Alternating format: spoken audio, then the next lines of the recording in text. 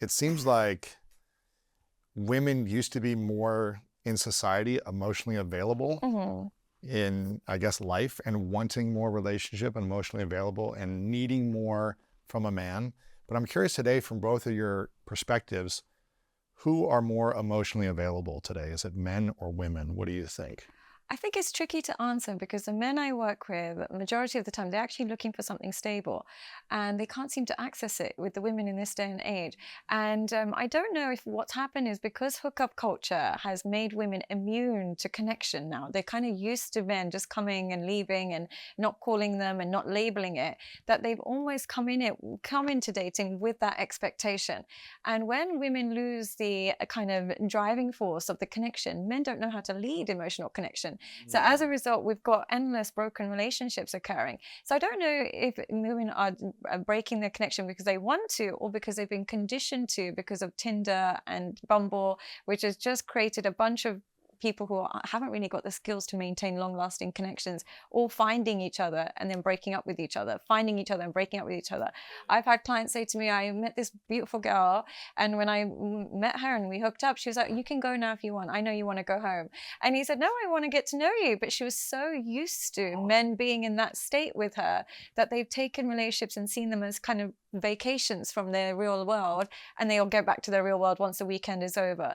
So I think it's more society has conditioned people to not look for connection, and because men tend to place the acceleration of connection in the women's hands, and they're so used to it not being that direction, they've lost control of that, and it's now kind of fizzling out for both genders.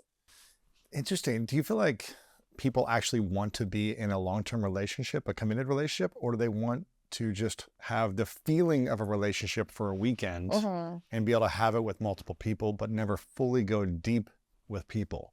It depends what she values in her life. In this day and age, you can be 22 up until 42. So you can still have vacations whenever you want. You can still kind of live an Instagram kind of lifestyle. You can still go out with your friends. There's no kind of shame in being a woman who's a bit older, not married, no kids. You can still enjoy your life.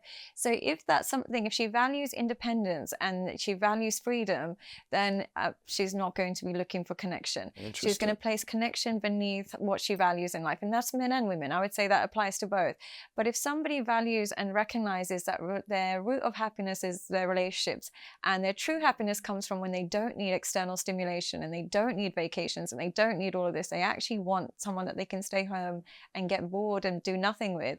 If that's what they value in life, it will depend on what they value, and what they value will depend on what they've experienced the most around them. So if they've experienced people showing them investment, they'll probably value connection more.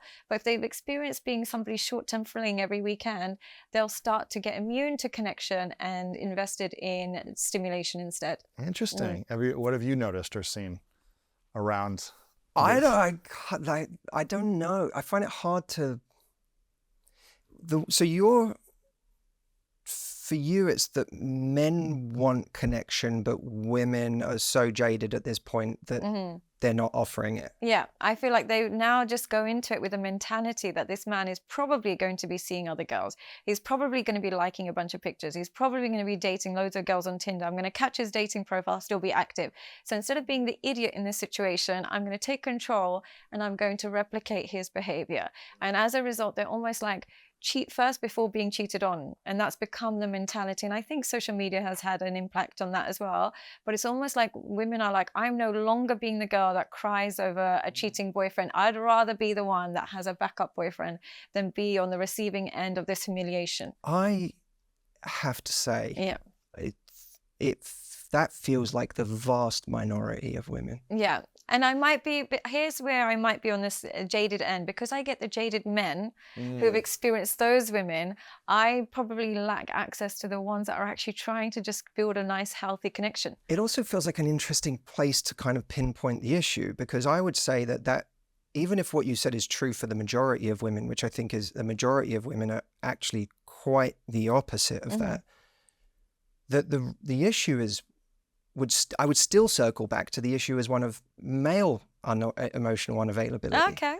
because of what we're saying is that there's so many I'm not even sure I subscribe to this, but in that theory, there's so many emotionally unavailable men that they've managed to make the entire population of women cynical to the point where they're now going, God, like I don't believe in the idea of a relationship anymore, that I'm just going to mirror that behavior. Do you think men so the issue would still lie with men if that was the case? I would argue it's more that the men the women want.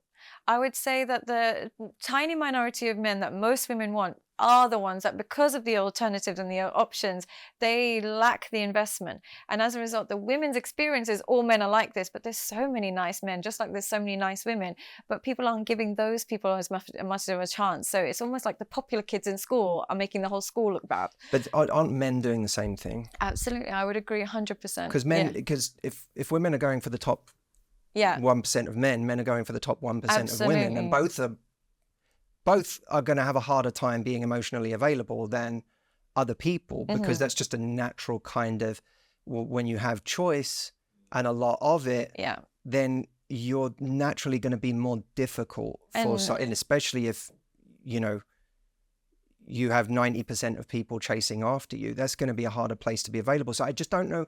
I don't know that I see a difference between the sexes when it comes to that. The only thing I would say is even with men, not only are the top 1% going for the top 1% of women, even the lower end, the bottom 1% are still going for the top 1% through OnlyFans and pornography. And so they're kind of soothing their emotional unavailability through pseudo relationships.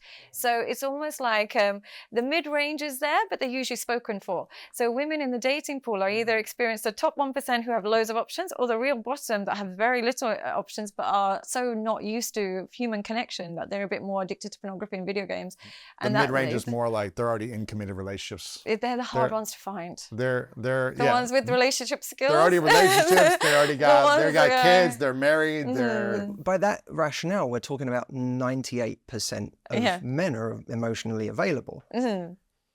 But you would say that's true. Or they might be committed already. There might be, yes. I mean, I see good. If that's true, if what you said is true, I see nothing but good news there. That the vast majority of men are great guys who are emotionally available. But they may not be what women want. They may not have the skills. They may not have the communication abilities. They might be lacking other things. They may not have maybe the financial. I think height is a huge one. I honestly How big is height for women? I would say, for really though, are women that superficial to think that height is that important for them? Depending on her height and her level of beauty, I would just say that, like, sometimes I meet men who are like 5'4", 5'3", and they'll say to me, I really, really want a beautiful girl. In my personal experience with beautiful women, what happens with them is they assume every man's super tall because that's all they've ever experienced. They don't know how to compromise on attractiveness because they've never really needed to. So they see the world through the lens of course, like, I didn't know men come in a different size. So they can be very shallow with that. Interesting. But even, unfortunately, I think height is to women what facial beauty is to men. So it kind of has that similar impact. It's not definite, but it has a similar impact. I mean, you have a lot of women that come to your retreats. Do they say height is a factor for them, or they're, are all women there that are just like, oh, I'll take a guy shorter than me and it's fine?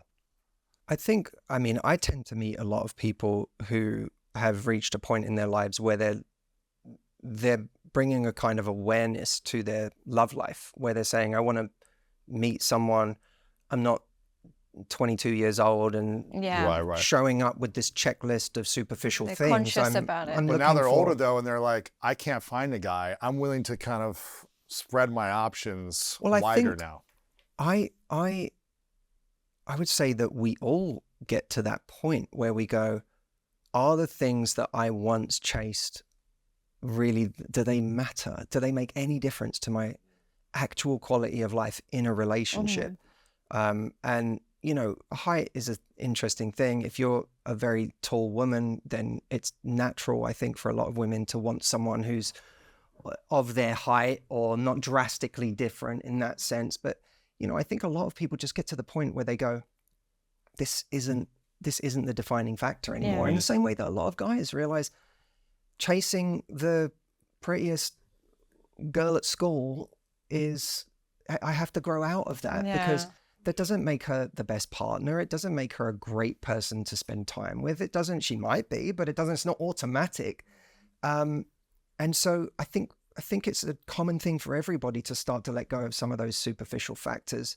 But I do want to just touch again on the, talking about who's more emotionally unavailable, because my experience of women is that they really, there certainly are a group of people on both sides who think they are emotionally available, but are perhaps not. Yeah. But what makes them that, if they think they are, but they're not? What makes them unavailable? What makes them emotionally unavailable? Oh, I think it could be any number of things. I think, for some people they're terrified of just getting hurt. So the idea of letting someone close enough to really hurt them is the scariest thing in the world. They want love. They want to feel seen and acknowledged and connected, but they're afraid of it at the same time. Well, they're afraid of the damage someone could do if they got in. And so for that kind of person, what they need is like a level of safety that is actually really hard for anyone to achieve. Because if I don't let you in, and I'm like, I'm not going to let you in until you make me feel really safe, but you don't, I haven't really let you in enough for you to even feel that connected to me. Or, by the way, something happens 4 weeks into knowing someone where they forget to text you back for a night, which is human and happens. But for what was a mistake for you, for me, is like an existential threat. Like, oh no, I've been getting attached to this person for the last 4 weeks. They now haven't texted me. They don't like me. What have I done here? And then I say, well, you know what? Screw this person. I'm not going to text them back for the next 3 days. Yeah. Like now I'm going to give them that medicine back.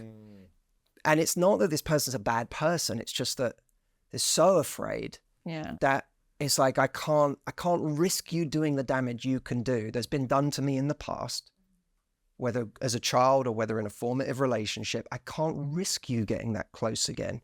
So that's a desperate desire for love and connection, but it presents as emotional unavailability.